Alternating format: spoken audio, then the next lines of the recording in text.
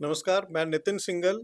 मैं आज आपको एक ऐसी पर्सनैलिटी से इंट्रोड्यूस कराने जा रहा हूँ, जो अध्यात्म में बहुत आगे निकली हुई हैं और परम पूजनीय गुरुदेव श्री श्री रविशंकर जी ने इनका नामकरण भी किया है और इनको मिला है साध्वी कनकेश्वरी नाम। तो मैं आगे की जर्नी स्टार्ट करने से पहले मैं इनका इंट्रोडक्शन लेना चाहूँगा। तो जय गुरुदेव साध्वी जी। जय गुरुदेव। मैं Sadhvi Kankeshwari Art of Living परिवार से बिलोंग करती हूँ। परम पूज्य गुरुदेव श्री श्री रविशंकर जी की फॉलोअर हूँ, उनकी शिष्या हूँ। और मैं गुरुदेव द्वारा बताए गए कुछ प्रोग्राम्स लेती हूँ, जैसे कि happiness programme, youth leadership training programme, Sahaj Samadhi ध्यान। इसके साथ साथ पुराणों पर भी बातचीत करती हूँ, जैसे श्रीमद् भागवत पुराण, श्री राम कथा, श्री हनुमान कथा, श्रीमद् देवी भागवत, सुंदरकांड, श्रीमद् भगवत गीता, गुरु गीता इत्यादि पतंजलि योग सूत्र पर। और मेरा बस यही प्रयास है कि समाज में जागरूकता आए, सजग हों अपने अस्तित्व के प्रति, अपने कर्तव्यों के प्रति, अपने दायित्व के प्रति। माता पिता के द्वारा प्राप्त नाम मेरा है मुक्ता। और मेरे गुरुदेव ने मुझे जिस नाम से नवाजा है वो है कनकेश्वरी। आपको नामकरण किया गया है परम पूजनीय श्री श्री रविशंकर जी द्वारा। आप अपने पुराने टाइम से स्टार्ट करें कि जिसमें आपने आपकी एजुकेशन भी हो, जिसमें आप अपने माता-पिता का भी विवरण दे सकें, जिसमें आप अपनी जर्नी को भी डिफाइन कर सकें। देखिए, मैं बहुत ही सामान्य परिवार से आती हूँ। एक विशेषता जो मुझे जन्म से मिली कि मेरे पेरेंट्स से मुझे फ्रीडम बहुत दी। उन्होंने कभी मेल फीमेल वाला जो फ़र्क होता है, सोचते ही हैं, हुँ, हुँ, वो हुँ। नहीं कभी किया। तो हाई स्कूल तक की एजुकेशन मैंने अपने पेरेंट्स के साथ की। उसके बाद मैं अपने जो जन्म स्थान है वहाँ से शिफ्ट होकर लखनऊ चली गई। तो बाकी की एजुकेशन मैंने वहाँ पर करी। तो पहले मैंने डिप्लोमा किया था इंटीरियर डिज़ाइनिंग का, जिसमें शायद मेरे पेरेंट्स नहीं चाहते थे, वो चाहते थे मैं डिग्री करूँ ऐसा करके। पर कहीं न कहीं मेरे अंदर एक ख्वाब था कि मैं दुनिया अपनी नज़रों से देखूँ कि एक्चुअल में क्या है। जो लोग कहते हैं, जो बताते हैं, ये ऐसे हैं, वो वैसे हैं। क्योंकि बचपन में क्या होता था मेरे साथ कि 15 अगस्त आया या मैंने कोई देशभक्ति की बुक पढ़ ली तो मैं रोने लगती थी। मुझे रोना आता था उस पे। ओके। फिर मैं भगवान श्री राम की स्टोरी सुनती, भगवान श्री कृष्ण की सुनती, तो मुझे ऐसा लगता, ऐसा क्यों किया? माता सीता को क्यों निकाला? और ऐसा अगर आज के लोग पॉलिटिक्स को बहुत सराहना देते हैं, उनके फॉलोअर बनते हैं, उनके आगे कुछ दिखाई नहीं देता है, तो एक बहुत कॉमन नाम दे देते हैं चमचा। चमचा एग्ज़ैक्टली। पर मैंने कहा भगवान श्री कृष्ण की स्टोरी देखो तो फिर उनकी तो 16,108। हैरानिया। तो फिर ये मुझे अंदर से कुछ तो लगता था, ये क्या है? तो एक एक बार-बार ऐसा निकलता था कि इसे मैं खुद की दृष्टि से देखूँ है क्या दुनिया? जो मुझे दिखाई दे रही है वही, दिखाई जा रही है वो, या कुछ और भी है? तो ये शायद मुझे था जो मैं अपने जन्म स्थान को छोड़कर कहीं बाहर जाना चाहती थी उस दुनिया से। ये किस टाइम पीरियड की बात कर रहे हैं आप? क्वालिफ़िकेशन उस समय क्या रही होगी आपकी? ये 98 की बात है, ओके। हाई स्कूल की बात है। अच्छा, हाई स्कूल में आपके पास हाँ, इस तरीके के विचार बिफ़ोर आना ये भी। 7 टू 9 के बीच में ये थॉट्स मुझे रहते थे। और हाई स्कूल के समय पे ऐसा था कि अब और उस जगह पे नहीं, अब तो मुझे बाहर निकलना ही है। इस फ़ील्ड में अपने आप को जानने की कोशिश बेसिकली। अ, अपने आप को तो जानने का नहीं है इस समय में, पर इस समय में ये 16,108 क्या हैं? हुँ, चमचा क्यों कहते हैं? तो ओके। इनको क्यों नहीं कहा गया? ये आइडियल कैसे हो सकते हैं? आज का पॉलिटिशियन आइडियल क्यों नहीं है? या राम जी ने माता सीता को क्यों छोड़ा? क्यों इनकी पूजा करनी है? क्यों आरती करनी है?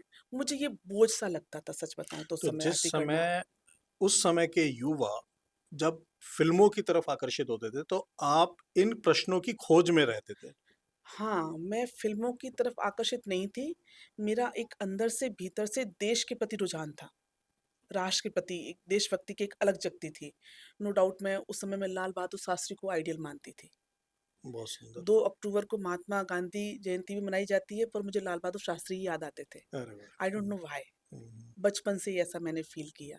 बहुत ही आध्यात्मिक फैमिली रही है मेरी, तो उन समय पूजा-पाठ, यज्ञ इत्यादि सब होते हैं, पर मेरा बहुत नहीं था। मैं उपवास रख सकती हूँ, फास्टिंग कर सकती हूँ, भगवान को हृदय से मान सकती हूँ, पर कर्म कांड में लिप्त होना बहुत मुश्किल लगता था मुझे। यज्ञ करना अच्छा लगता था मुझे। पर इनको ऐसा ही मानो, ये भगवान है इसलिए ऐसा मानो, ये मुझे नहीं गवारा होता था। इसके लिए मुझे था कि हाँ, मैं अपनी दृष्टि से देखूँ कि ये पुरुष प्रधान समाज है, क्या सच में महिलाओं का शोषण होता है? जब ये राम जी ने माता सीता को छोड़ा, ये वाली बात निकली तो ये मुझे बाहर जाने के लिए प्रेरित कर रहे थे, मतलब हाँ, बेसिकली आपको अपने प्रश्नों को खोजना था, उनके हाँ। उत्तर जानने थे यस, कि यस, यस। आपको इस समाज से इस और अपने दृष्टिकोण से बेसिकली कि मैं हाँ, ये चाह रहा हूँ, मतलब मैं जो समझ पा रहा हूँ कि आपको बहुत सारे क्वेश्चंस आपके दिमाग में थे कि आप उनके आंसर जानने की कोशिश कर रहे थे। यस। ओके। तो फिर मेरा सिलेक्शन हो गया। तो वो समय बड़ा ही अद्भुत था। गुरु शक्ति ने मुझे शुरू से प्रेम किया है, ऐसा मैंने अनुभव किया है। सिलेक्शन किस चीज में? गुरु शक्ति ने मुझे हमेशा केयर दिया है। जब मैं 9th में हाई स्कूल में थी, तब भी मेरे टीचर्स मुझे बहुत प्रेम करते थे। और जब मैं पहली बार अपने शहर से सिरसागंज से बिलॉन्ग करती हूँ, सिरसागंज, ओके। डिस्ट्रिक्ट फिरोजाबाद, तो वहाँ से जब मैं लखनऊ के लिए जाने लगी, तो मेरे टीचर्स मुझे सी ऑफ करने के लिए आए। बहुत ये मेरे सुंदर। लिए बहुत बड़ी बात थी, बहुत जिन्होंने बड़ी मुझे बात। पढ़ाया है, वो भी, जिन्होंने नहीं पढ़ाया है, वो भी। तो उनका था कि भई ठीक है, अगर जिद कर रही है तो चली जाए, कभी रैगिंग होगी तो अपने आप वापस आ जाएगी। तो ये बात मुझे मेरे भीतर की नहीं पता थी कि अगर मुझे कोई चैलेंज देता है, तो फिर मुझे पूरा करना ही अच्छा लगता है उसको, पीछे हटना अच्छा नहीं लगता, लाइक अ हम्म। वॉरियर। तो फिर मैं लखनऊ गई और ये बात मैंने पकड़ ली कि हाँ, रैगिंग की वजह से वापस नहीं जाना। ओके। वहाँ जाके मैंने एनसीसी जॉइन किया, पॉलिटेक्निक, फिर मैं अपनी दृष्टिकोण से लखनऊ को देखती, लखनऊ के लोगों से मिलती, पढ़ाई के साथ-साथ ये सब चल रहा था, जब मैं 11th में आई कहने को, ऐसा कह सकते हैं आप। तो जब मैंने अपनी दृष्टि से देखा, लोगों से मिली, तो मुझे लगा नहीं, मैंने जो सुना है और जो मुझे सुनाया गया है और मैं जो देख रही हूँ, अंतर है, भेद है। मैं एक नए दृष्टिकोण से दुनिया मुझे दिख रही थी। तो जो पुरुष प्रधान देश और इत्यादि शोषण इत्यादि सुनने में आता था, वो मुझे अब नहीं दिखाई दे रहा है। मैं वहाँ पर, मेरा दृष्टिकोण चेंज हो रहा है। तार्किक दृष्टि से, आधुनिकता की दृष्टि से मैं चीज़ें देख रही हूँ। किसकी सोच क्या है, अलग-अलग तरह के। अब जब भी मैंने पॉलिटेक्निक करना शुरू किया, तो फिर मेरे को ये था कि मैं खुद अर्न करना शुरू करूँ। मैं कब तक डिपेंड रहूँगी पेरेंट्स पर। हम्म। तो आफ्टर पॉलिटेक्निक फर्स्ट ईयर मैंने ऑफ़िस जॉइन कर लिया। तो कुछ 4 महीने तक मैंने ऑफ़िस में काम किया, सीखा। फिर उसके कुछ समय बाद मैंने अपना ऑफ़िस खोला, एक पार्टनरशिप में। तो जब पार्टनरशिप में ऑफ़िस खोला, तो और नए-नए लोगों से मिलना हुआ। तो उनकी दृष्टि को भी समझा कि भई ये ऐसा सोच रहे हैं, तो इनकी दृष्टि की भी तो दुनिया कोई है। मेरे दृष्टिकोण में ये है, उनके दृष्टिकोण में ये है। तो एक फ़िल्टर आना शुरू हो गया। तो ये यात्रा बढ़ते-बढ़ते एक समय ऐसा आया कि मुझे लखनऊ के प्रोजेक्ट करते-करते ऐसा लगा कुछ नया करना चाहिए, कुछ बड़ा करना चाहिए। उस समय दृष्टिकोण ऐसा था कि अगर अपनी ऑफ़िस की विंडो पे खड़ी हो जाऊँ, तो मुझे लगता था जितना फ्री फ़ील्ड दिख रहा है, खाली फ़ील्ड दिख रहा है, यहाँ पे मैं बिल्डिंग खड़ी कर रही हूँ। अगर कोई कवर पेज है, उसपे मैं ही आ रही हूँ, ऐसा ख्वाब अंदर से जागता था। एक साइड में मुझे झोपड़पट्टी दिखाई देती थी। उनके प्रति बड़ा प्रेम उमड़ता था कि ये लोग मतलब कितने तृप्त हैं, कितने संतुष्ट हैं। मतलब मेरी विंडो से दिखाई देता था कि हाँ, जब वो भोजन करते थे, उनकी झोपड़पट्टी दिखाई देती थी सब, क्योंकि कंस्ट्रक्शन वाला फ़ील्ड था आस-पास सब। तो एक दृष्टिकोण उनकी ओर भी जाता था कि ये सब कैसा है अलग-अलग सा। कोई ऊँचाइयाँ नाप रहा है, तो कोई इतने में ही संतुष्ट है, स्ट्रॉन्ग भी है। तो ये खोज मुझे कहीं न कहीं लखनऊ छोड़कर दिल्ली की तरफ ले आई।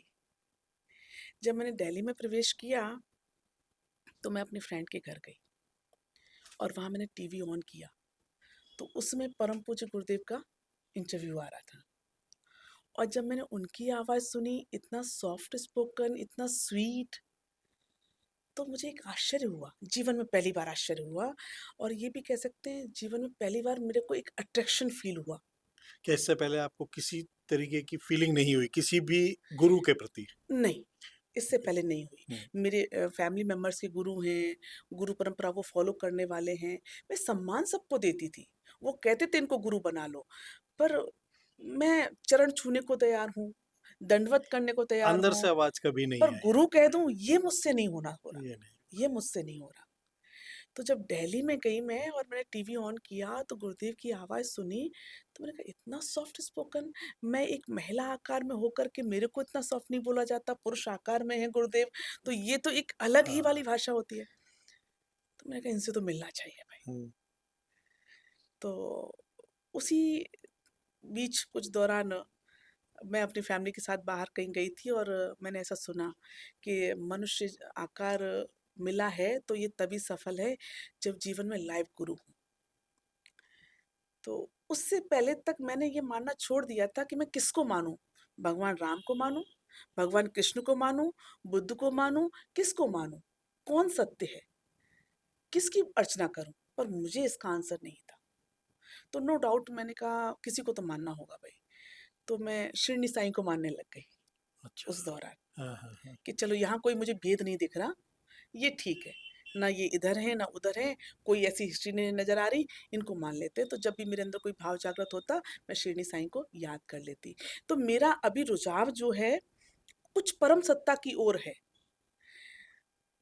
मैं अपना व्यवसाय कर रही हूँ, फील्ड में हूँ, पर फिर भी संसारी विषयों में उतना नहीं है। उस समय की भी मेरी लाइफ ऐसी थी, मैंने अपना ऑफिस खड़ा किया, सब कुछ, किसी से मेरे पास पैसे नहीं है, तो मैं मांग नहीं सकती पैसे। जो है नहीं है, मैं उसी में सर्वाइव करने को रेडी हूँ। और अंदर से मुझे कुछ भी और लगता ही नहीं था। सपोज 2 दिन तक मैंने खाना नहीं खाया, तो मुझे कोई बड़ी बात नहीं लगी, हो गया, इट्स ओके। क्योंकि जिस टाइम पर हर इंसान को अपने करियर के पीछे भागने की रहती है, उस टाइम पर आप अपने प्रश्नों को खोज रहे हैं। उस टाइम पर आप ऐसे-ऐसे लोगों को भी ढूँढ रहे हैं कि जो जिनके पास कुछ भी नहीं है, आप उनकी तरफ भी अट्रैक्ट हो रहे हैं। आपका एक तरफ आपका रुझान आपके गुरुओं को देखना भी है कि किस तरीके के गुरु हैं, या वो कहीं न क्या कहीं मैसेज होगी। दे रहे हैं हम लोगों को और हम उनसे क्या सीख रहे हैं। इस अपने प्रोफ़ेशन के दौरान मुझे बहुत से गुरु मिले, जो मेरे क्लाइंट्स से, कोई सीएमओ है, ऐसा करके उनके गुरु हैं, वो अपने गुरु से मिलाते हैं। उनके गुरु से मिलती तो मुझे बहुत प्रेम करते हैं। एक घटना मैं आपको शेयर करती हूँ। ऑफ़िस खोलने के शुरू का दौर था, हमने नया ऑफ़िस खोला, शुरू में हमारे पास कुछ नहीं था। ये लखनऊ की बात बता रहे हैं लखनऊ की आप? बात ओके। बता रही हूँ कि हमारे पास पैसे कम थे, तो हमारे एक फ्रेंड ने अपने घर का फर्नीचर दे दिया, उससे हमने अपना ऑफ़िस सजाया, पर हम इलेक्ट्रिक कनेक्शन लेने के हमारे पास पैसे नहीं थे, पर हम माँगना भी नहीं चाहते। तो हम जो कॉरिडोर लाइट होती है ना, रात्रि में उससे काम कर लेते थे और दिन में डे लाइट से काम हो जाता था हमारा। बहुत हाँ, सुंदर। अब खाने में कौन जाए, तो हम 8 चाय, 15 चाय, 16 चाय से काम चला लेते थे, कोई फ़र्क नहीं पड़ता। और वो अवस्था भी ऐसी थी कि हाँ, हाँ, खाना-पीना हाँ। ना भी खाओगे तो कोई अंतर पड़ता नहीं है, पैशन था काम के लिए। और काम को देखने के बाद में मेरी दृष्टि वहीं जाती थी, इसमें कमी कहाँ है? मेरे साथ जो पार्टनर थे उनका था कि हमने बेस्ट कर लिया, और मेरे को लगा था मैंने कमी कहाँ छोड़ दी। ये तकरार हम दोनों के बीच में हमेशा तो थी। ये तो फिर आपकी बचपन से ही आदत हो गई कुछ ना कुछ खोजने की। या अगर आप अपने काम में भी अपनी कमियाँ देख रहे हैं, क्योंकि अक्सर लोग ये होता है कि अपना काम कर लिया और उसके बाद में परफेक्ट की स्टैम्प लगा के उसको फिर आगे प्रोसीड कर देते हैं। इ लेकिन आप उसमें भी कमियाँ देख रहे हैं, तो ये आप मेरे ये साथ देखिए, आज भी है। ये आज भी है। आज भी मैं करूँगी, कहाँ कमी बाकी है। हुँ, हुँ, हुँ। आज भी मैं ये नहीं कहती कि बेस्ट है, परफेक्ट है, मैं अभी तक अपने आप को नहीं कह पाई हूँ। अभी तो गुंजाइश है, अभी मैंने चलना स्टार्ट किया है। यही थॉट प्रोसेस चलता है मेरे भीतर ऑल टाइम, कि यार मैंने चलना शुरू किया है। परफेक्ट तो बस गुरुदेव हैं, हाँ, हाँ, हाँ। उनकी ओर बढ़ना है, उस परम सत्ता की ओर जाना है। आई एम नॉट फुलफिल्ड, ये मुझे अभी भी फ़ील रहता है। तो वो जो मैं आपको घटना बता रही थी, तो जब मैं उनके गुरु से मिलने गई और उस समय हमारे पास एक बाइक होती थी जो चोरी हो गई। लेबर को पैसा देना था। होली का समय आने वाला था, लेबर घर जाती है, अपनी फसल काटती है। अब हम कैसे दें? तो जब उनसे मिलने गई तो वो मुझे बड़ा प्रेम करते थे। तो बोले क्या बात है, आज तेरा चेहरा उतरा हुआ है। मैंने कहा ऐसी-ऐसी बात है। तो बोले कितना चाहिए? तो मैंने बोला 40,000। उन्होंने अपना पिलो उठाया, बोले उठा ले। वो अमाउंट उन्होंने गिना नहीं, पर वो अमाउंट उतना ही था। अच्छा। कब वापस करना है? जब तुझे लगे। तो मुझे हमेशा ही ऐसे परोस के दिया है नेचर ने। वो वो कहते थे कि जब तक इस शरीर में श्वास है ना, तेरे लिए है। तू जब चाहे तब उपयोग कर लेना।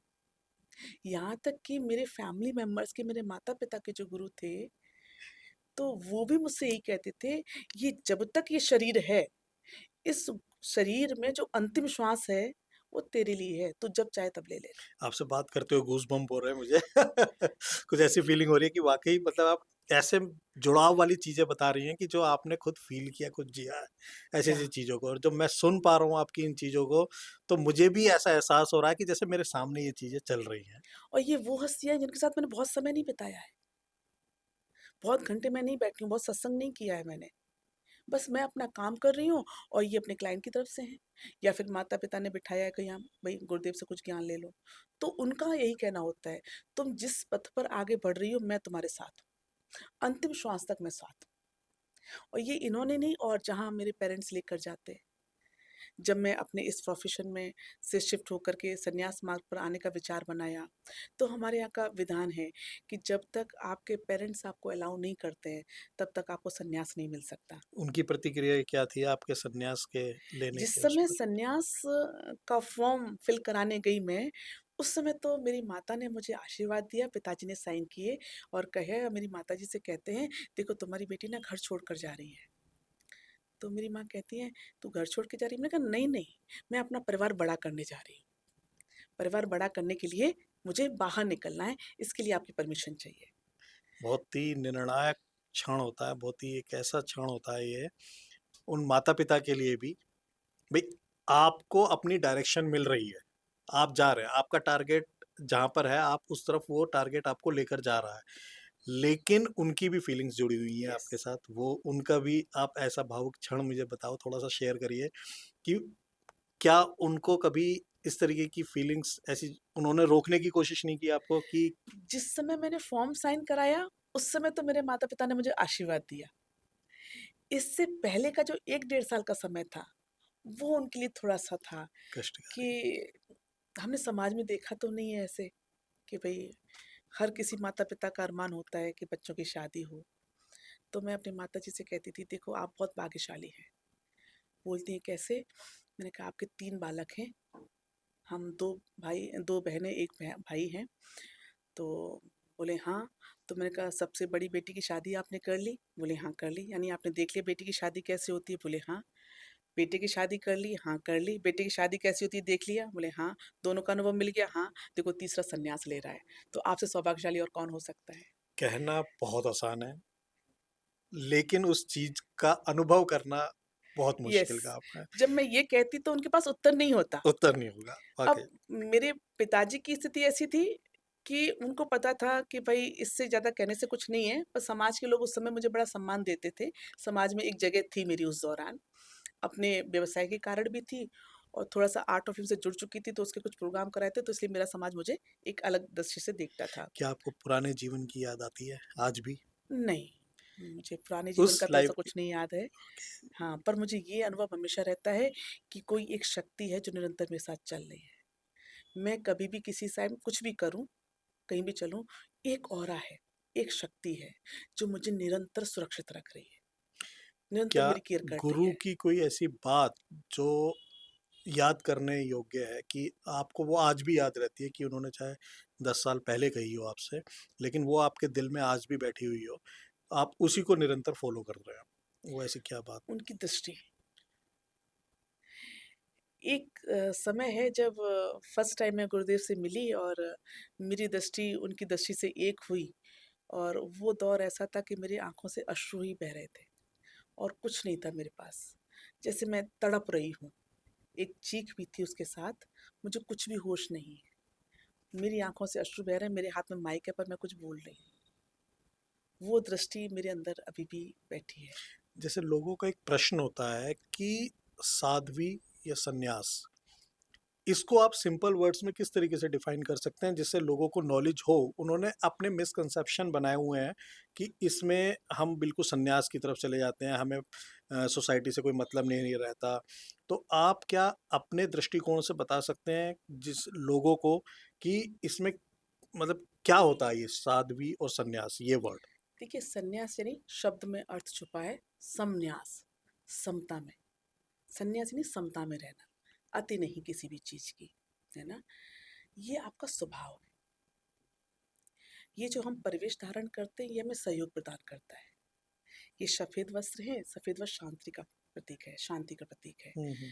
तो ये हमें याद दिलाता है, जैसे मैंने अपने माथे पर ये भस्म लगाई है, टीका लगाया है, तो ये भस्म मुझे याद दिलाती है कि अंतिम क्या होने वाला है।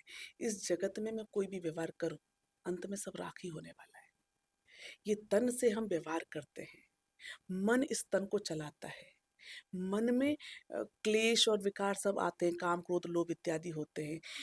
इस अभाव के कारण हम कुछ अपने स्वभाव में टिकने के लिए कुछ-कुछ ऐसा कर जाते हैं, हुँ, हुँ। जिसका हमें संज्ञान नहीं हो पाता, पर अंतःगत्वा राख होना है सब कुछ। तो ये सजगता का प्रतीक है कि ऐसा करना ही क्यों जब राख ही होना है तो? क्यों ना अपने स्वभाव में टिके रहो? बेसिकली अपने विचारों को कंट्रोल में करना है। क्या इसका मतलब ये समझें? कंट्रोल नहीं किया जा सकता। अपनी वृत्ति को देखा जा सकता है, उस वृत्ति का विषय बदला जा सकता है। वृत्ति तो हमारे भीतर है और वृत्ति हमसे होगी, आकार है तो कर्म तो होगा ही। आपकी वृत्ति में हो सकता है आप संसार के लिए काम कर रहे हैं और हो सकता है उस जगह आप काम की जगह विषय में काम की जगह राम को बिठा दो, तो आपका कामकाज रामकाज हो सकता है। क्या भाग्य को बदला जा सकता है? भाग्य को बदला ना जा सके पर उसे फेस करने की सामर्थ्य जागृत की जा सकती है। भाग्य अच्छा और बुरा कब है? मेरे अनुकूल है तो अच्छा है भाग्य, सौभाग्य हो गया। मेरे प्रतिकूल है तो दुर्भाग्य हो गया। भाग्य तो दोनों में ही है। पर मैं कहती हूँ कि आपको दुर्भाग्य लग रहा है तो अपने भीतर की क्षमता को बढ़ाओ, अपनी सामर्थ्य बढ़ाओ, दुर्भाग्य को सौभाग्य बना दो, बहुत सुंदर। दुर्भाग्य को अवसर बना दो, अवरोध को निरोध कर उसी को अवसर बना लो। विरोध क्यों करना? प्रकृति के हिसाब आखिरकार से चलना चाहिए मतलब। आखिरकार भाग्य क्या है? प्रारब्ध में हमने कुछ कर्म किए हैं, जो आज मेरा भाग्य बनकर आया है। हुँ, हमने बैंक में मनी डाला है तो एटीएम से पेटीएम से कैश कर रहे हैं। डाला ही ना हो तो कैसा कैश करोगे? राइट। अब कैश करना है तो उसमें डालो और नहीं भी डाला है तो अब कुछ ऐसा कर लो कि आगे कैश कर सको, अगर अभाव लग रहा है तो। कहने का अर्थ है आप अपना भाग्य बनाना चाहते हैं तो इस क्षण में बीज लगाओ। भूत में रहोगे तो कुछ हाथ नहीं लगने वाला, प्रेज़ेंट भूत हो में गया जियो। आप। हुँ। गुरुदेव कहते हैं live in the present moment. क्या विवाह एक बाधा है अध्यात्म में जाने की? ऐसा मैं नहीं कह सकती हूँ। ओके। हमारे अवतारी पुरुषों को देखो, भगवान श्री कृष्ण को देखो, भगवान श्री राम को देखो, इनके विवाह हुए हैं, बाधा नहीं हो सकता।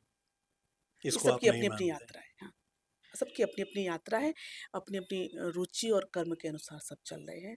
समता होनी चाहिए, चाहे आप गृहस्थ में हैं, चाहे आप सन्यास में हैं, समता होनी चाहिए। सच्चे गुरु को कैसे ढूँढा जा सकता है?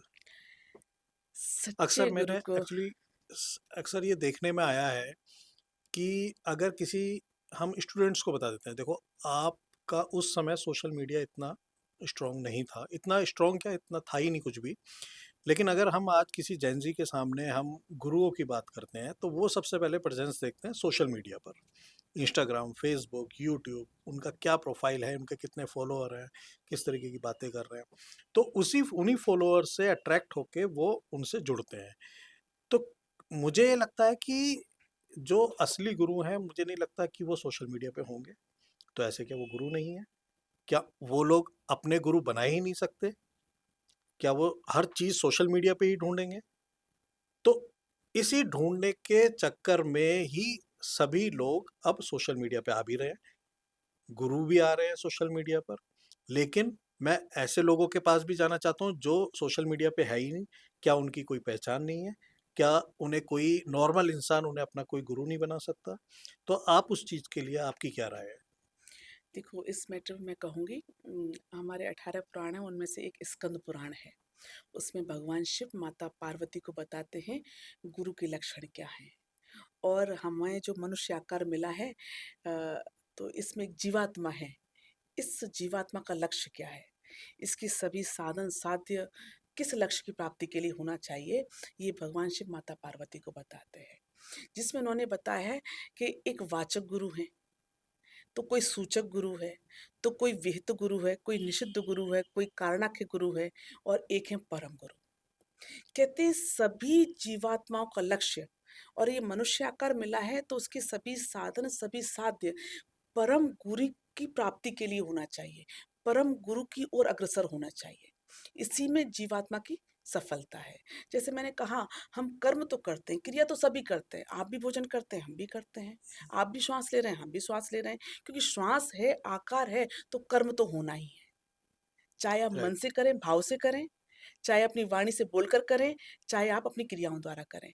कर्म तो होगा ही होगा, आप कर्म तो कर्म हो ही से रहा मुक्त नहीं हैं। है। बिल्कुल, आप सही कह रहे हैं। आप शुद्धिकरण कहाँ कर सकते हैं? अपने भाव में कर सकते हैं, कि वो कर्म आपको किस ओर लेकर जाए। वो आपकी तो कहते हैं मनसा वाचा कर्मणा। हुँ, हुँ, हुँ। मन में शुद्धि हो गई तो वाणी में शुद्धि है, वाणी में शुद्धि है तो कर्म में शुद्धि हो गई, ये आपस में मिले हुए हैं। तो ये हमारे कर्म काज भी, जो काम काज है, वो भी राम काज कैसे हो जाए कि परम गुरु की ओर हमारा लक्ष्य बने, कि हमारा प्रत्येक कर्म सेवा कैसे हो जाए। सेवा हमें बंधन से मुक्त करती है, कर्म हमें बंधन में डालता है, जन्म मरण में लेकर आता है, और सेवा हमें जन्म मरण से मुक्त करती है। अंतर किसका है? भाव का। जहाँ राम है वहाँ राम काज हो गया, जहाँ काम है वहाँ काम काज हो गया। काम-काज हो गया। तो इसमें परम गुरु की प्राप्ति के लिए कहते हैं, तो क्या परम गुरु के प्रति बढ़ना, उनके प्रति जिज्ञासा होना, या उनके द्वारा आपका चयन होना साधारण बात नहीं है, क्योंकि जीवात्मा के जीवन में भी जन्म जन्मांतरों के पुण्य एकत्रित होने चाहिए, तभी उसे परम गुरु की प्राप्ति होती है, परम गुरु की ओर वो अग्रसर होता है। ये भगवान शिव कहते हैं, जिसमें उन्होंने लक्षण बताए हैं, कौन सूचक गुरु है, कौन विहित गुरु है, कौन निषिद्ध गुरु है, कौन कारणाख्य गुरु है। जैसे अहम ब्रह्मास्मि जैसे जो ब्रह्म वाक्य हैं, उनका जो व्याख्यान करता है वो कारणाख्य गुरु है। और एक परम गुरु, कहते हैं परम गुरु और शिव में कोई भेद नहीं है, शिव और परम गुरु एक ही है। जो इतने प्रकार के गुरु बताए, उन सब में सर्वोपरि परम गुरु है। ये कैसे जाने? तो उनके आसपास के लक्षण, उनके आसपास का जो ऑरा होता है, उनका जो व्यवहार है, उससे ज्ञात हो जाता है। उनकी सन्निधि में पहुंचते ही आपको शांति का अनुभव हो जाए, आप भूत भविष्य से मुक्त हो जाओ, इस क्षण में टिक जाओ, ये परम गुरु का लक्षण है। आप उनसे जुड़ते ही आपके जीवन में ऐश्वर्य, विभूति, यश, ये अपने आप ही होने लग जाता है, आपको करना नहीं पड़ता। परम गुरु के लक्षण बताए हैं, सभी गुरुओं के लक्षण बताए हैं, तो ये तो हमारे शास्त्रों में है। अब हम किस भांति बढ़ते हैं, ये हमें चयन करना है। यहाँ पे भी हम कुछ दिनों में उस गुरु गीता का सेशन लेने वाले हैं, जिसमें चर्चा होने वाली है कि गुरु कितने प्रकार के होते हैं, गुरु के लक्षण क्या हैं, हुँ। और कैसे परम गुरु की प्राप्ति की जाए, कैसे उनकी सन्निधि प्राप्त की जाए। तो परम गुरु के लक्षण बताएं, आपको संतुष्टि, तृप्ति होगी, आपको कोई अभाव प्रभाव नहीं रह जाएगा, आप इस क्षण में टिके होंगे, और एक मुस्कुराहट होगी। लक्षण बताए सभी स्कंद पुराण में। अगर आपको पूरी दुनिया को संबोधित करना हो और एक मैसेज देना हो, हाँ। तो आप क्या देना चाहेंगे? जिसमें आप ये देखिए कि मैक्सिमम जो अब इस देश का नेतृत्व कर रहे हैं, नेतृत्व तो ख़ैर मतलब बूढ़े लोग ही कर रहे हैं अभी, लेकिन एक जेन ज़ी भी एक निकल कर आए हैं, जिस तरीके से प्रोटेस्ट हुए हैं, जिस तरीके से सारी चीज़ें आप देख रहे होंगे, तो उन लोगों ने भी झुकाया है गवर्नमेंट को, सत्ता को झुकाया है, देखा जाए। तो आपको संबोधित करना है किसी एक मैसेज के साथ, तो आप क्या देना चाहेंगे उन युवाओं को कि वो किस तरीके से अपना बिहेवियर रखें, किस तरीके से वो गुरु के प्रति अपना आदर सम्मान रखें? क्या देना चाहेंगे मैसेज आप? इस बारे में मैं गुरुदेव का जो एक मैसेज है वो शेयर करना चाहूँगी। गुरुदेव कहते हैं, ना अभाव में जियो, ना प्रभाव में जियो, अपने स्वभाव में जियो। आपका अपना स्वभाव क्या है? हम जो एक्शन लेते हैं, या तो अपने किसी अभाव में ले लेते हैं, या फिर किसी प्रभाव में ले लेते हैं। आज की जनरेशन जो है सजग है, बुद्धि से शार्प है, तीक्ष्ण है उसकी बुद्धि, सब है, पर कहीं न कहीं हृदय से जो कनेक्शन है वो दूर होता जा रहा है। तो इसमें समता होना चाहिए, बुद्धि और हृदय के भाव में श्रद्धा की कमी नहीं होनी चाहिए, क्योंकि जो हमें दिख रहा है वो हमारे लिए प्रकट है, ज्ञात है। पर श्रद्धा ऐसा भाव है जो हमें अज्ञात क्षेत्र में ले जाती है, और जब तक अज्ञात का ज्ञात ना हो, प्रकट है, तो भगवत पुराण में कहा गया है कि जो प्रकट है वो असत है, क्योंकि हुँ, परिवर्तनशील है। जैसे मैं आपसे बात करूं कि हमने अभी 5 मिनट पहले जो बात की वो कहाँ है, हाँ, राइट, 5 मिनट बात करने वाले हैं, कहाँ है?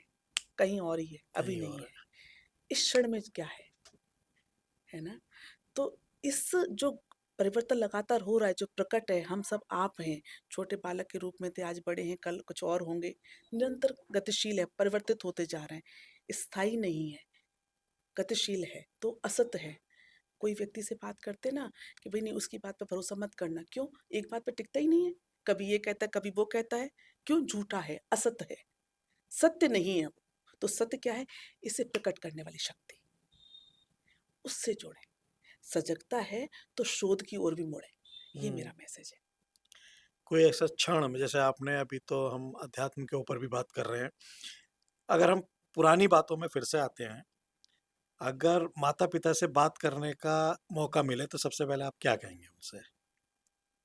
क्या बात करेंगे? मुझे मैं उनको प्रणाम करूँगी। जय श्री राम, मैं क्या राम-राम मैसेज करती देंगे हूँ। उनको? वो भी जानना चाहते होंगे कुछ, तो आप उनसे क्या वार्ता करना चाहेंगे? वो क्या लाइन होंगी प्रणाम के बाद में कि जो आप ठीक हो? उनकी खुशहाली पूछना, उनकी प्रसन्नता के बारे में जानना, कुछ कमी है, क्या करना क्या कर सकते हैं हम आपके लिए? प्रेम संवाद, हमारे मध्य जो संबंध है, माता-पिता संबंध है, या प्रेम बाँटने के संबंध है। ज्ञान जीने का विषय है, प्रेम बाँटने का विषय है। हाँ, ज्ञान जीने का विषय है। ज्ञान को जितना जी सकते हो उतना जियो, प्रेम को जितना बाँट सकते हो उतना बाँटो। क्योंकि हमने जितने भी संबंध बनाए हैं, हम करियर बनाते हैं, बड़े की चाह है, इन सब के मूल में है तो प्रेम ही। प्रेम की चाह ही हमें दौड़ाती है कि इससे पूर्णता मिल जाएगी। मेरे पास इतना पैसा होगा तो लोग मुझे चाहेंगे, मेरा नाम होगा, मुझे प्रेम करें। नाम के पीछे भी प्रेम छुपा है। किसी को क्रोध आ रहा है क्योंकि उसको वैसा प्रेम नहीं मिला जैसा वो चाहता है, परिवर्तित स्वरूप उसे अभाव में क्रोध आ रहा है। तो प्रेम की चाह है तो प्रेम बाँटो। गुरुदेव कहते हैं, सबके चेहरे पर स्माइल हो, मुस्कान हो, और वो मुस्कान कैसी है जो मुँह से कान तक जाती हो, मुस्कान। तो क्या कोई ऐसा भी मोमेंट रहा है कि आपने भगवान से शिकायत की हो या आपने गुरुदेव से शिकायत की हो कि मेरी ही लाइफ में ऐसा क्यों हुआ? कोई ऐसा मोमेंट? शिकायत तो की है, बहुत पर सारी मेरे है। साथ ही ऐसा क्यों हुआ ये नहीं करी।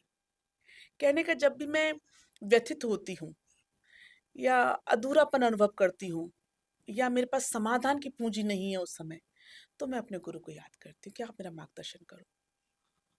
मुझे क्रोध आ रहा है तो मैं संसार से नहीं अपने गुरु पर कर लेती हूँ।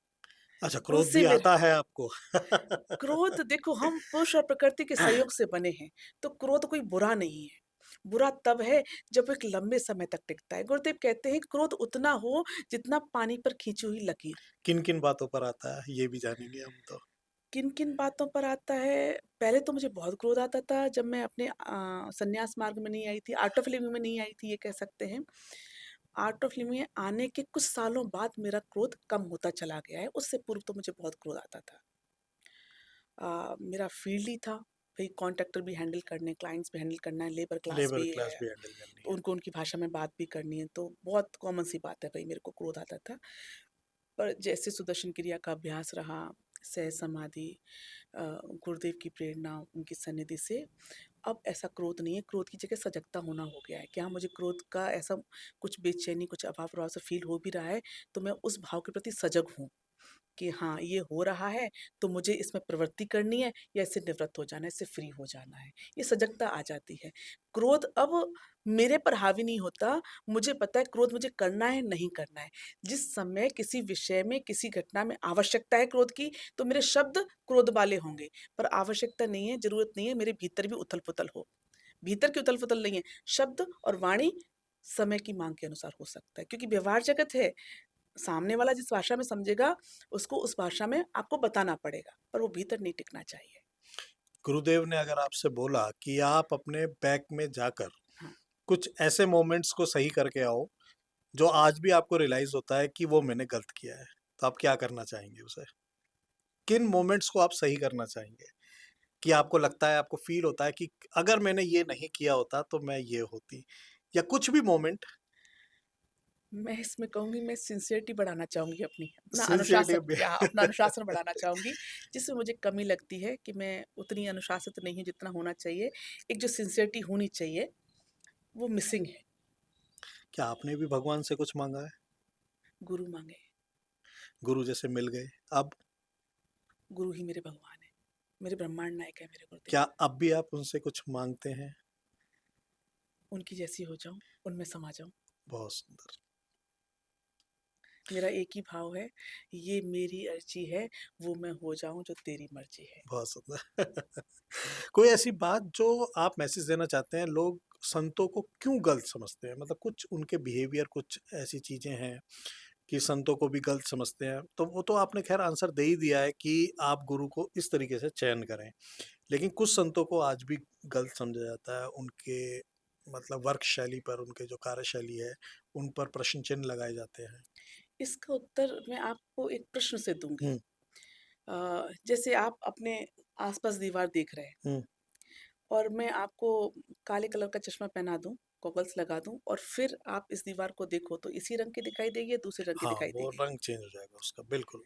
अब मैं कहूँ ये दीवार इस रंग की है, पर आप क्या बोलोगे? आपने जिस कलर का चश्मा लगाया है, काले रंग का लगाया है, तो आप कहेंगे काली है। पर सत्य क्या है? जिस रंग की हुँ, है, वो वही वो रहेगा। वही रहेगी। कहने का अर्थ है, आप किसी की भी पहचान अपनी समता में आकर करो, अपने स्वभाव में आकर करो। आप अभाव या प्रभाव में मत करो। ये हम जब दूसरों के चश्मे से चीज़ों को देखते हैं ना, तो सही और गलत में फँस कर रह जाते हैं, भ्रम जाल में फँस जाते हैं, घूमते रह जाते हैं उसमें, भ्रमित रहते हैं। अपने हुँ, स्वभाव में आके देखोगे, तो आपको भ्रम नहीं, भ्रम प्रतीत होगा। तो इसके लिए गुरुदेव एक बहुत सुंदर सा ध्यान कराते हैं, सहज समाधि ध्यान, हुँ, जो हमें हमारे स्वभाव में टिकाता है, हमारी दृष्टि को जागृत करता है, केंद्रित करता है। जैसे-जैसे हम अपने केंद्र से बाहर जाते हैं, तब-तब हम कुछ का कुछ देखते हैं। तो मैं कहती हूँ अपने केंद्र में, अपने स्वभाव में आकर देखो, तभी आपको उचित उत्तर मिलेगा। मतलब बेसिकली हमें अपने मन में ही झाँकना है, अपने अपने अंदर भीतर ही फ़ील जाए, करना है। अपने भीतर झाँकना है। चेतना की वो शक्ति जब हम जिस जगत का अनुभव करते हैं, तो उसे कहते हैं मन, और जब उसको भीतर की ओर मोड़ दो, तो वो हो जाती है नम। हुँ, तो अगर इस बात को हम पकड़ें, तो क्या बिना मंदिर जाए भगवान को पाया जा सकता है? मैं कहती हूँ मन को मंदिर बना लो। बहुत सुंदर। मंदिर हमें एक वातावरण देता है, हुँ, हमें कृतज्ञता की अभिव्यक्ति करने के लिए, उनका अभिवादन करने के लिए। यदि कोई विग्रह मेरी दृष्टि में नहीं आ रहा है, मैं निराकार में नहीं टिक पा रही हूँ, तो एक मुझे आकार है, उस आकार को देखते-देखते मैं उस निराकार तत्व की अनुभूति कर लूँ। पर ये कब? वहाँ दर्शन करके फिर अपने भीतर की ओर लौट आओ। जो भीतर गया, वो तर गया। अपने मन को मंदिर बना लो। आपको कोई पावर मिले और पूरी दुनिया आपकी एक बात माने, तो वो क्या होगी? आप क्या मनवाना चाहेंगे उस दुनिया से? अपनी एक बात, कुछ भी, जो भी आपके मन में हो। देखो, कुछ समय पहले मैंने आपको बताया कि हुँ, मेरी एक ही अर्ज़ी है, वो मैं हो जाऊँ जो तेरी मर्ज़ी है। हाँ, तो हाँ, जब मैं ही ना रही, तो मेरी एक बात कैसे हो सकती है? हाँ, ये जगत विविधता का जगत है। हमारी संस्कृति में, हमारे सनातन में भी 24 अवतार की कथा आती है। इतनी वैरायटी है, इतने वैरायटी के पुष्प हैं, इतने वैरायटी के फल हैं, इतने वैरायटी के भोजन हैं, इतने वैरायटी के आकार हैं, है ना? तो उसमें एक बात पर क्यों टिकना? टिकना है सत पर टिको। पर मेरी बात क्यों? अपने भीतर जाको, अपने सत्य को फ़ॉलो तो करो। इसका मतलब तो ये है कि इंसान का सबसे बड़ा दुश्मन उसका मन ही हुआ। अगर मानोगे तो, मन को साधन बना लो ना। दुश्मन कब है? जब आप मन के वशीभूत होकर चलते हो। आप उसके पैटर्न के प्रति सजग होते हो, उसको नम कर लो ना। एक वही तो शक्ति है जिसके माध्यम से आप अंदर की जो अनुभूति है उसकी अभिव्यक्ति करते हैं जगत में, और बाहर जगत में जो चल रहा है उसकी अनुभूति करते हैं। मन के माध्यम से तो करते हैं। तो वो दुश्मन कैसे हो सकता है?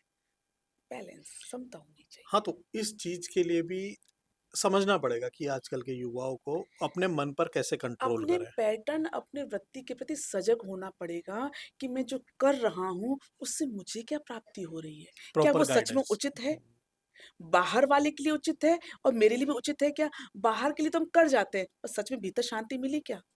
हम कैमरे से फ़ोटो लेते हैं, चेहरे पे स्माइल है, पर अंदर अंदर कुछ और है। ज़रूरी नहीं है। क्या है आई डोंट नो, पर ज़रूरी नहीं है। तो इसमें सजग होने की आवश्यकता है, अपने व्यवहार के प्रति, अपने आचार के प्रति। अच्छा, इसमें एक प्रश्न और उठता है कि क्या पिछले जन्म का भी फल हमें इस जन्म में मिलता है, या अभी जो हम कर्म कर रहे हैं उसका हमें अगले जन्म में मिलेगा? तो इसके पीछे आप क्या कहेंगे? प्रारब्ध तो है। प्रारब्ध है। प्रारब्ध तो है। आप ऐसे मान लो, आपने कुछ घंटों पहले नाश्ता किया, तो आपके साथ चल रहा है ना अभी। हुँ, हुँ, हुँ। जैसे भोजन करने के बाद में उसकी एक समय अवधि रहती है, तब तक वो आपको ऊर्जा देता है। अच्छा, आपको कभी भोजन करने का समय ना मिले, हुँ, तो पहले का किया हुआ आपको आगे तक साथ तो देता है। हुँ, हुँ, हुँ, हुँ, तो हुँ। ये समय का ही तो फेर है, इस समय को लंबा करते जाओ। ये समय को लंबा करते मृत्यु और जाएँ। जन्म क्या है? करवट ही तो है, हुँ, हुँ, हुँ। परिवर्तन का समय ही तो है। आपको एक नया अवसर ही तो मिलता है, तो वो यात्रा तो चल रही है। ये तन की मृत्यु होती है, हमें तनुष्य नहीं मनुष्य कहते हैं। हमारे पास मन की आयु है। मन जब तक नहीं हुँ, मरता, तब तक मनुष्य हैं। तभी तो कहते हैं मन का फेर दे। जो माला करते हैं उसको कहते हैं मन का। मन का। माला करते-करते मन का फेरते कहते हैं पर इस मन को फेर दो। इस जो मन बाहर जा रहा है उसे भीतर कर दो, नम कर दो। तो जीवन का सबसे बड़ा भ्रम भी फिर यही हुआ? जब बाहर की ओर जाते तब तक ब्रह्म है, जब उस सोर्स की तरफ जाते जिससे बाहर का क्षेत्र है, तो वो ब्रह्म है। क्या मृत्यु एक डर है? मृत्यु डर तो है, पर जब तक सजग नहीं होते तब तक। उस मृत्यु को आप रोज रात्रि विश्राम में अभ्यास करते हैं। रात्रि को जब सोने जाते हैं, तो आप जागृत अवस्था से निद्रावस्था में जाते हैं। मृत्यु की भांति आपको कुछ नहीं पता होता क्या होने वाला है। हाँ, आप ये भी मृत्यु का है। ही अनुभव को ये जीते भी हुए मृत्यु का अनुभव है, और राइट, सुबह राइट, फिर से एक राइट। नए शुरू के सुबह के साथ उठते हैं। तो हाँ, ये प्रत्येक मृत्यु हम के प्रतिदिन क्षेत्र में हम हाँ, प्रतिदिन हम मृत्यु का एहसास कर रहे हैं, वाक़ई, ये तो या मुझे अभी फ़ील मृत्यु हुआ। के क्षेत्र में प्रवेश करने का अभ्यास ही तो कर रहे हैं आप अभ्यास निद्रा कर में। रहे हैं, हाँ। सब कुछ छोड़ेंगे नहीं तो हम निद्रा में नहीं जा सकते। मृत्यु में जीवन का सब कुछ छोड़ के जाते हैं। तो जीवन हुँ, की करवट ही मृत्यु है। आजकल के युवाओं की सबसे बड़ी समस्या क्या है? जो युवा क्योंकि हम मुझे ऐसा लगता है कि जिस तरीके से सोसाइटी में हम लोग बात करते हैं कि एक एज के बाद में वो इस तरफ रुझान करता है अपना। सपोज़ करो किसी गुरु के पास जाना कि अब मेरी एक एज हो गई है, मेरे बच्चे पढ़ रहे हैं, ये सब कुछ है, जो एक मैंने लाइफ में कुछ चीज़ें अब मेरी सेटल होने लगी हैं, अब मैं गुरु की तलाश करनी चाहिए। और मुझे ये लगता है मेरी अपनी पर्सनल थॉट्स ये हैं कि युवाओं को भी देखना चाहिए इस तरफ। युवा आजकल किसी और डायरेक्शन में भटक भी रहे हैं। तो आप उनको क्या मैसेज देना चाहते हैं? वो किस तरीके से क्योंकि वो मैंने ये फ़ील किया है कि वो अपनी ही लैंग्वेज समझते हैं, कि जो गुरु उन्हीं की लैंग्वेज में आके उनसे बात करे, उनसे उनके सामने रूबरू हो। तो आप उन्हें क्या मैसेज देना चाहते हैं आजकल के युवाओं को? और या सोशल मीडिया से किस तरीके से क्योंकि आजकल सोशल मीडिया का कनेक्शन इतना ज़्यादा बढ़ता जा रहा है, तो वो आप उनको कैसे मैसेज देना चाहेंगे? देखिए, गुरु वाली बात कहूँ तो शुरू में जैसे आपने कहा कि अब हमने सब सेटअप कर लिया, अब हमें गुरु की खोज करनी चाहिए। तो मैं इसमें थोड़ा-सा परिवर्तन लाना चाहूँगी। हमारा आरंभ ही गुरु से होता है। मातृ देवो भव, पितृ देवो सबसे भव। पहले माता-पिता ही है, हमने राइट? जब जन्म लिया, हम कुछ नहीं कर सकते। हुँ। हम खुद से न रो पाए, तो आया ने या डॉक्टर ने हमें उल्टा लटकाया। हाँ, उसके लिए भी किसी उसके पर लिए निर्भर थे हम। हाँ, हाँ। अपनी प्रत्येक प्रवृत्ति के लिए हम निर्भर होते हैं और जो हमारे जीवन में समाधान देता है, हाँ, जो हमारी समस्या का प्रश्नों का उत्तर देता है, समस्या का समाधान करता है, वो उसी क्षण गुरु हो जाता है। तो ये सृष्टि तो गुरु में है। हम आते हैं माँ के गर्भ से, जाते हैं गुरु के मार्गदर्शन में। एक शिक्षक भी गुरु है, एक डॉक्टर भी जब हमारी पीड़ा का समाधान करता है तो वो भी गुरु बन जाता है।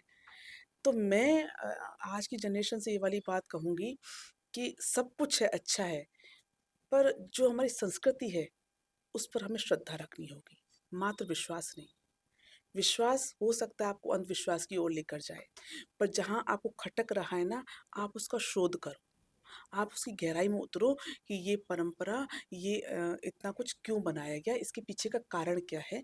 क्योंकि आज के युवा की जो माँग है, वो कारण के साथ माँग है। क्यों करना है मुझे?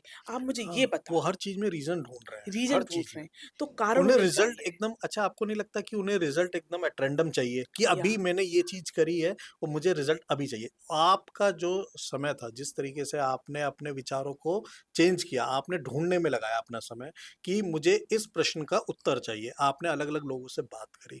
लेकिन आजकल के युवा हैं कि वो चाहिए उन्हें अगर कुछ भी क्वेश्चन है तो उन्हें अभी चाहिए आंसर। नहीं तो वो अपनी धारणा बना लेते हैं कि नहीं ये गलत है। वो एकदम फाइनल डिसीज़न दे देते हैं अपना और उस तरफ फिर रुख भी नहीं करते। हो सकता है कि कुछ सालों बाद उनका रुख उस तरफ हो जाए, लेकिन मैं तो उस समय की बात कर रहा हूँ। तो उस समय के लिए कि क्या संदेश आपको देना चाहिए? हम दुनिया की भागदौड़ में दौड़ रहे हैं, पर एक श्रद्धा और धैर्य, ये 2 संपत्ति अपने जीवन में रखनी चाहिए। श्रद्धा हो सकता है मैं सामने वाले के विचार से सहमत नहीं हूँ। आज का युवा सामने वाले के गुरु के विचार से है, जिसको भी वो मानना चाहता है पर नहीं सहमत है, तो श्रद्धा रखें। श्रद्धावानम लभते ज्ञानम। श्रद्धा रखेंगे तो आपको ज्ञान का लाभ प्राप्त होगा। पर कब आपको उसके साथ धैर्य धारण करना पड़ेगा। अभी इसी क्षण नहीं हो सकता। भोजन खाते-खाते क्या भोजन खाने के बाद पचता है, तब जाके अन्य-अन्य धातु में परिवर्तित होता है, उसमें भी समय लगता है। पर कहीं न कहीं हम जो क्विक 2 मिनट मैगी वाला जो हिसाब हो गया है ना, वो अपने नेचर में लेकर आए हैं।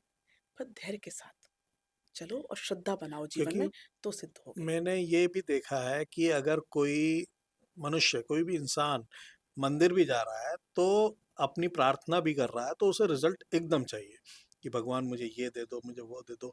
अच्छा, आपको नहीं लगता कि ये हमारी एजुकेशन में कमी है? हमें अपने धर्म के प्रति, हमें अपने बच्चों को, अपनी सोसाइटी को शुरू से ही अवेयर करना चाहिए कि हमें भगवान के पास क्यों जाना है? हमें किस तरीके की प्रार्थना करनी है?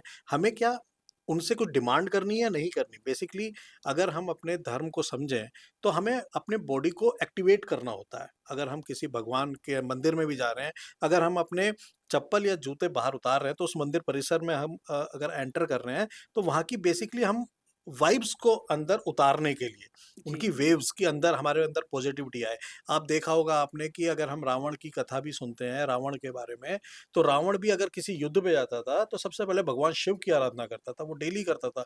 जबकि वो इतना शक्तिशाली था कि वो हर किसी को हरा सकता था, हर किसी को, लेकिन वो भी तब भी प्रार्थना करता था। तो क्या वो प्रार्थना उसके क्या हमें ये सिखाया गया है कि हमें भगवान के सामने नतमस्तक होना है, ना कि उन्हें हर रोज़ नई-नई डिमांड के साथ उन्हें लेटर दे देना है कि भगवान मेरी ये इच्छा पूरी करो, भगवान मेरा ये करना है, भगवान आप मुझे पास करा दो, भगवान मेरा बिज़नेस चला दो। क्या ये डिमांड सही है? मुझे लगता है जो आपकी सामर्थ्य में है, उसके लिए भगवान के सामने क्यों रोना-रोना? ये तो आपकी सामर्थ्य में है ना। फिर आप अब अच्छे ये से अध्ययन कर लो। हाँ, फिर ये एक प्रश्न उठता है कि फिर हम भ अगर हमारी सामर्थ्य में है, तो हम भगवान के पास ही क्यों जाएँ? देखो, चाहे आप जगत में जाओ, चाहे जगदीश्वर में जाओ, जब तक श्रद्धा और समर्पण नहीं होगा, आपको कुछ हाथ नहीं लगेगा। आप कोई भी क्रिया करो, आपको विश्वास है, श्रद्धा है, तभी आप आगे बढ़ सकते हो और समर्पण नहीं हुआ है, तब तक आप गेन नहीं कर सकते हो। उस श्रद्धा को वो डिमांड समर्पण के साथ यानी जोड़ देते हैं। समर्पण यानी लेट गो। जब हुँ, तक लेट गो नहीं लेट करोगे, गो नहीं तब करेंगे। तक आप और हम जब दुनिया में आए, तो हमने हुँ, लेट गो ही किया। जब तक बालक ने श्वास नहीं छोड़ी, रोया नहीं, तब तक उसको सीधा नहीं किया। हुँ, इस हुँ। दुनिया से जाएँगे, तो भी श्वास ही छोड़ेंगे। तो लेट गो करने की कला ही हमें शुरू से सिखाई जाती है। यहाँ तक कि अभी आप बैठे हैं, आपके श्रोतागण सभी श्रवण कर रहे हैं। अगली साँस तब आती है, पहले जो है वो छोड़नी पड़ती है। छोड़नी बिना पड़ती छोड़े है। हाँ, साँस हाँ। आती नहीं है। तो पहला कर्म ही है समर्पण, लेट गो करना ही है, तो छोड़ना तो पड़ेगा ही। रही बात भगवान से माँग करने की, तो इसमें मैं यही कहूँगी, जो आपकी सामर्थ्य में है, तो अपनी सामर्थ्य बढ़ाओ आपको नहीं लग रहा है तो। आप ऐसा पुरुषार्थ करो, जिससे आप खुद अचीव कर सको। इसमें भगवान की क्या आवश्यकता है? जो आपको ज्ञात नहीं है, जो आपके लिए अज्ञात क्षेत्र है, जो आपके मन, बुद्धि, चित्त, अहंकार से परे का क्षेत्र है, उसमें प्रवेश के लिए आप भगवान के प्रति श्रद्धा रखो और समर्पण करो और अपना विस्तार करो। ट्रू। ये मैं कहूँगी। अब मैं आपसे पूछना चाहता हूँ, क्या साध्वी भी कभी रो सकती हैं? हाँ, रो सकती हैं। क्या वो भावुक मोमेंट कि क्या उनके मन में उस समय क्या चल रहा होगा कि मतलब इस तरीके की परिस्थितियाँ होंगी? वो ईश्वर के प्रेम में रो सकती हैं, कृतज्ञता के आँसू भी होते हैं।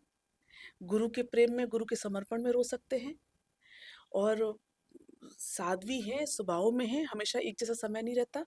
कभी कोई अभाव-प्रभाव सताने लगे, ठीक है, एक सन्यासी को मान-सम्मान की कोई चाह नहीं है, इन सब की कोई जगह नहीं है, तो अपमान तो बनता नहीं है। पर कभी किसी भोजन का, किसी परिवेश का प्रभाव पड़ गया, तो ऐसा अनुभव हो गया और निकल गया आँसू, तो हो सकता है, वो इमोशंस भी हो सकता है। रहते हैं। वो तो रहेगा ही रहेगा।